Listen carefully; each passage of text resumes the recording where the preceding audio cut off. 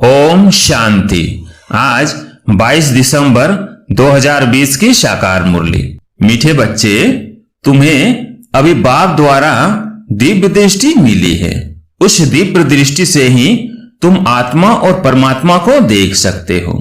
प्रश्न: ड्रामा के किस राज को समझने वाले कौन सी राय किसी को भी नहीं देंगे? उत्तर: जो समझते हैं कि ड्रामा में जो कुछ पास्ट हो गया वो फिर से एक्यूरेट रिपीट होगा, वह कभी किसी को भक्ति छोड़ने की राय नहीं देंगे। जब उनकी बुद्धि में ज्ञान अच्छी रीति बैठ जाएगा, समझेंगे हम आत्मा हैं, हमें बेहद के बाप से वर्षा लेना है। जब बेहद के बाप की पहचान हो जाएगी तो हद की बातें स्वतः खत्म हो जाएगी। ओम शांति। अपनी आत्मा के स्वधर्म में बैठे हो। रूहानी बाप रूहानी बच्चों से पूछते हैं, क्योंकि ये तो बच्चे जानते हैं एक ही बेहद का बाप है जिसको रूह कहते हैं। सिर्फ उनको सुप्रीम कहा जाता है। सुप्रीम रूह या परम आत्मा कहते हैं। परमात्मा है जरूर, ऐसे नहीं कहेंगे कि परमात्मा है ही नहीं। परम आत्मा माना परमात्मा, यह भी समझाया गया है।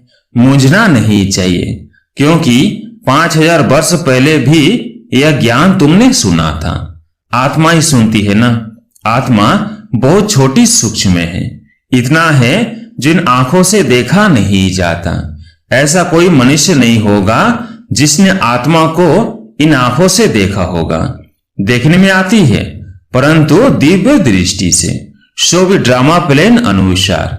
अच्छा समझो, कोई को आत्मा का साक्षात्कार होता है जैसे और चीज देखने में आती है। भक्ति मार्ग में भी कुछ साक्षात्कार होता है, तो इन आंखों से ही वो दिव्य दृष्टि मिलती है जिससे चैतन्य में देखते हैं। आत्मा को ज्ञान चक्षु मिलती है जिससे देख सकते हैं, परंतु ध्यान में। भक्ति मार्ग में बहुत भक्ति करते हैं तब साक्षात्कार होता है। जैसे मीरा को साक्षात्कार हुआ, डांस करती थी, बैकुंठ तो था नहीं। 500 से 600 वर्ष हुआ होगा। उस समय बैकुंठ था थोड़े ही। जो पास्ट हो गया है वो दिव्य दृष्टि से देखा जाता है। जब बहुत भक्ति करते करते एकदम भक्तिमय हो जाते हैं तब दीदार होता है, परंतु उनसे मुक्ति नहीं मिलती। मुक्ति, जीवन मुक्ति का रास्ता भक्ति से बिल्कुल न्यारा है। भारत में कितने ढेर मंदिर हैं। शिव का लिंग रखते हैं, बड़ा लिंग भी रखते हैं, छोटा भी रखते हैं। अब यह तो बच्चे जानते हैं, जैसी आत्मा है वैसे परम पिता परमात्मा है। साइज सबका एक ही है, जैसे बाप वैसे बच्चे। आत्माएं सब भाई भाई हैं। आत्माएं इस शरीर में आती है पाठ बजाने। ये समझने की बातें हैं। यह कोई भक्ति मार्ग की दंत कथाएं नहीं हैं। ज्ञान मार्ग की बातें सिर्फ एक बाप ही समझाते हैं। पहले पहले समझाने वाला बेहद का बाप निराकार ही है। उनके लिए पूरी रीति कोई भी समझ नहीं सकते। कहते हैं वो तो सर्वव्यापी है, या कोई राइट नहीं। बाप को पुकारते हैं, बहुत प्यार से बुलाते हैं। कहते हैं बाबा आप जब आएंगे तो आप पर हम बारी जाएंगे। मेरा तो आप, दूसरा न कोई। तो जरूर उनको याद करना पड़े। वो खुद भी कहते हैं हे बच्चों, आत्माओं से ही बात करते हैं। इसको रूहानी नॉलेज कहा जाता है। गाया भी जाता है, आत्मा और परमात्मा अलग रहे बहुकाल। यह भी हिसाब बताया है। बहुत काल से तुम आत्माएं अलग रहती हो, जो ही फिर इस समय बाप के पास आई हो, फिर से अपना राजयोग सीखने। यह टीचर सर्वेंट है। टीचर हमेशा ओबीडिएंट सर्वेंट होते हैं। बाप भी कहते हैं हम तो सब बच्चों का सर्वेंट हूं। तुम कितना हुज्जत से बुलाते हो, हे पतित पावन आकर हमको पावन बनाओ। सब है भक्तियां। कहते हैं हे भगवान आओ हमको फिर से पावन बनाओ। पावन दुनिया स्वर्ग को, पतित दुनिया नर्क को कहा जाता है। ये सब समझने की बातें हैं। यह कॉलेज अथवा गॉड फादरली वर्ल्ड यूनिवर्सिटी है। इसकी एम ऑब्जेक्ट है मनुष्य देवता बनना। बच्चे निश्चय करते हैं हमको यह बनना है। जिसको निश्चय ही नहीं होगा वो स्कूल में बैठेगा क्या? एम ऑब्जेक्ट तो बुद्धि में है। हम बैरिस्टर व डॉक्टर बनेंगे तो पढ़ेंगे ना, निश्चय नहीं होगा तो आएंगे ही नहीं। तुमको निश्चय है हम मनुष्य देवता नर से नारायण बनते हैं। यह सच्ची सच्ची सत्य नर से नारायण बनने की कथा है। वास्तव में यह है पढ़ाई, परंतु इनको कथा क्यों कहते हैं? क्योंकि 5000 वर्ष पहले भी सुनी थी, पास्ट हो गई है। पास्ट को कथा कहा जाता है। यह नर से नारायण बनने की शिक्षा। बच्चे दिल से समझते हैं नई दुनिया में देवताएं, पुरानी दुनिया में मनुष्य रहते हैं। देवताओं में जो गुण है वो मनुष्य में नहीं है, इसलिए उनको देवता कहा जाता है। मनुष्य देवताओं के आगे नमन करते हैं, आप सर्वगुण संपन्न हो। फिर अपने को कहते हैं हम पापी नीच हैं। मनुष्य कहते हैं देवताओं को तो नहीं कहेंगे। देवताएं थे सतयुग में, कलयुग में हो न सके, परंतु आजकल तो सबको श्री कह देते हैं। श्री माना श्रेष्ठ, सर्वश्रेष्ठ तो भगवान ही बना सकते हैं। श्रेष्ठ देवता सतयुग में थे, इस समय कोई मनुष्य श्रेष्ठ है नहीं। तुम बच्चे अभी बेहद का संन्यास करते हो। तुम जानते हो यह पुरानी दुनिया खत्म होने वाली है, इसलिए इन सब से वैराग्य है। वो तो है हठयोगी सन्यासी, घर बार छोड़ निकले फिर आकर महलों में बैठे हैं। नहीं तो कुटिया पर कोई खर्चा थोड़ी लगता है, कुछ भी नहीं। एकांत के लिए कुटिया में बैठना होता है, न कि महलों में। बाबा की भी कुटिया बनी हुई है, कुटिया में सब सुख है। अभी तुम बच्चों को पुरुषार्थ कर मनुष्य देवता बनना है। तुम जानते हो ड्रामा में जो कुछ पास्ट हो गया है वो फिर से एक्यूरेट रिपीट होगा। इसलिए किसको भी ऐसी राय नहीं देनी है कि भक्ति छोड़ो। जब ज्ञान बुद्धि में आ जाएगा तो समझेंगे हम आत्मा हैं। हमको अब तो बेहद के बाप से बरसा लेना है। बेहद के बाप की जब पहचान होती है तो फिर हद की बातें खत्म हो जाती हैं। बाप कहते हैं गृहस्थ व्यवहार में रहते सिर्फ बुद्धि का योग बाप से लगाना है। शरीर निर्वाह के लिए कर्म भी करना है। जैसे भक्ति में भी कोई कोई बहुत नौधा भक्ति करते हैं, नियम से रोज जाकर दर्शन करते हैं। देहधारियों के पास जाना वह सब है जिस्मानी यात्रा। भक्ति मार्ग में कितने धक्के खाने पड़ते हैं। यहाँ कुछ भी धक्का नहीं खाना है। आते हैं तो समझाने के लिए बिठाया जाता है, बाकी याद के लिए कोई एक जगह बैठ नहीं जाना है। भक्ति मार्ग में कोई कृष्ण का भक्त होता है तो ऐसे नहीं चलते फिरते कृष्ण को याद नहीं कर सकते। इसलिए जो पढ़े लिखे मनुष्य होते हैं कहते हैं कृष्ण का चित्र घर में रखा है, फिर तुम मंदिरों में क्यों जाते हो? कृष्ण के चित्रों की पूजा तुम कहां भी करो। अच्छा, चित्र न रखो, याद करते रहो। एक बार चीज देखी तो फिर वो याद रहती है। तुमको भी यही कहते हैं। शिव बाबा को तुम घर बैठे याद नहीं कर सकते हो, यह तो है नई बात। शिव बाबा को कोई भी जानते नहीं, नाम रूप देश काल को जानते ही नहीं। कह देते सर्वव्यापी है। आत्मा को परमात्मा तो नहीं कहा जाता है। आत्मा को बाप की याद आती है, परंतु बाप को जानते नहीं तो समझाना पड़े 7 रोज। फिर रेजगारी पॉइंट्स भी समझाई जाती हैं। बाप ज्ञान का सागर है ना, कितने समय से सुनते आए हो, क्योंकि नॉलेज है ना। समझते हो हमको मनुष्य देवता बनने की नॉलेज मिलती है।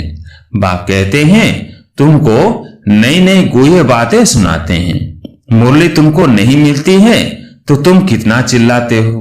बाप कहते हैं तुम बाप को तो याद करो। मुरली पढ़ते हो फिर भी भूल जाते हो। पहले पहले तो ये याद करना है, मैं आत्मा हूं, इतनी छोटी बिंदी हूं। आत्मा को भी जानना है। कहते हैं इनकी आत्मा निकल दूसरे में प्रवेश किया। हम आत्मा ही जन्म लेते लेते अब पतित अपवित्र बने हैं। पहले तुम पवित्र गृहस्थ धर्म के थे। लक्ष्मी नारायण दोनों पवित्र थे, फिर दोनों ही अपवित्र बने। फिर दोनों पवित्र होते हैं तो क्या अपवित्र से पवित्र बने? या पवित्र जन्म लिया। बाप बैठ समझाते हैं कैसे तुम पवित्र थे, फिर वाम मार्ग में जाने से अपवित्र बने हो। पुजारी को अपवित्र, पूज्य को पवित्र कहेंगे। सारी वर्ल्ड की हिस्ट्री ज्योग्राफी तुम्हारे बुद्धि में है।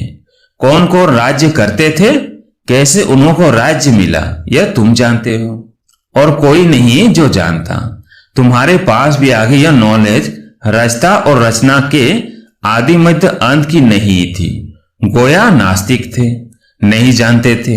नास्तिक बनने से कितना दुखी बन जाते हैं।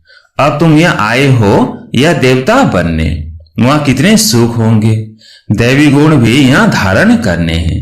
प्रजापिता ब्रह्मा की औलाद भाई बहन ठहरे ना।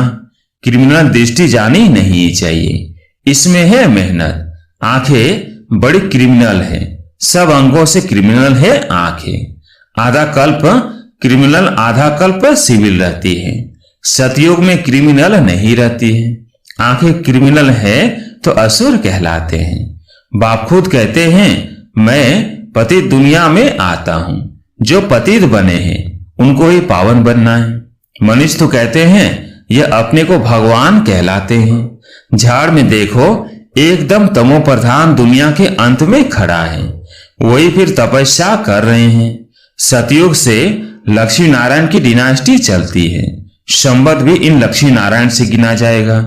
इसलिए बाबा कहते हैं लक्ष्मी नारायण का राज्य दिखाते हो तो लिखो, इससे 1250 वर्ष के बाद त्रेता। शास्त्रों में फिर लाखों वर्ष लिख दिए हैं। रात दिन का फर्क हो गया ना। ब्रह्मा की रात आधा कल्प, ब्रह्मा का दिन आधा कल्प। यह बातें बाप ही समझाते हैं। फिर भी कहते हैं मीठे बच्चे अपने को आत्मा समझो, बाप को याद करो। उनको याद करते करते तुम पावन बन जाएंगे, फिर अंतमति सो गति हो जाएगी। बाबा ऐसे नहीं कहते हैं यहां बैठ जाओ। सर्विसुल बच्चों को तो बिठाएंगे नहीं। सेंटर्स म्यूजियम आदि खोलते रहते हैं, कितने को निमंत्रण बांटते हैं। आकर गॉडली वर्थ राइट विश्व की बादशाही लो। तुम बाप के बच्चे हो। बाप है स्वर्ग का रचयिता, तो तुमको भी स्वर्ग का वर्षा होना चाहिए। बाप कहते हैं मैं एक ही बार स्वर्ग की स्थापना करने आता हूं। एक ही दुनिया है जिनका चक्र फिरता रहता है। मनुष्यों की तो अनेक मतें, अनेक बातें हैं। मत मतांतर कितने हैं। इसको कहा जाता है अद्वैत मत। झाड़ कितना बड़ा है, कितनी टाल टालियां निकलती हैं, कितने धर्म फैल रहे हैं। पहले तो एक मत एक राज्य था, सारे विश्व पर इनका राज्य था। यह भी अभी तुमको मालूम पड़ा है।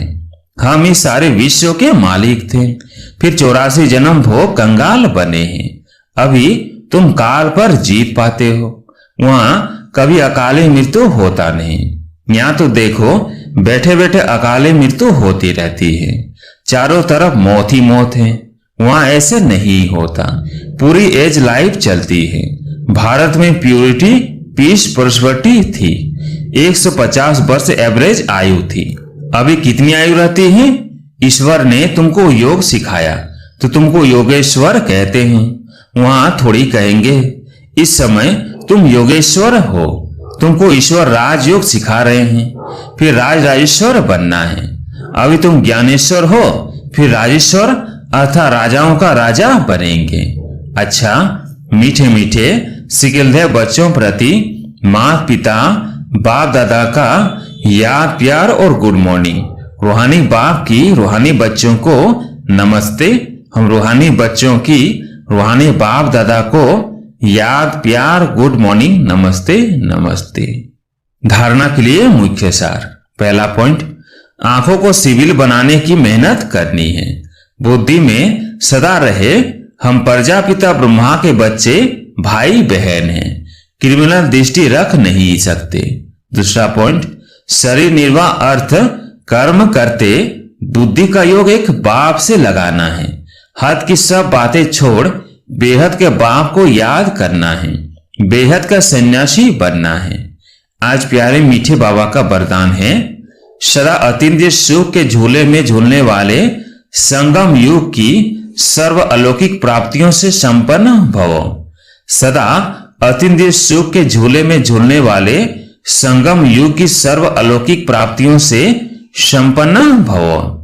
जो बच्चे अलौकिक प्राप्तियों से सदा संपन्न है वो अतीन्द्रिय सुख के झूले में झूलते रहते हैं।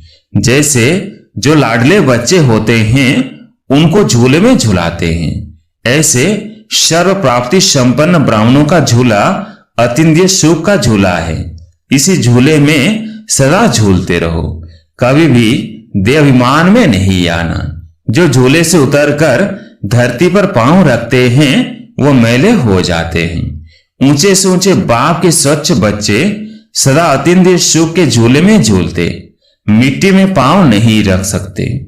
स्लोगन, मैं त्यागी हूं। इस अभिमान का त्याग ही सच्चा त्याग है। मैं त्यागी हूं, इस अभिमान का त्याग ही सच्चा त्याग है। अच्छा, ओम शांति।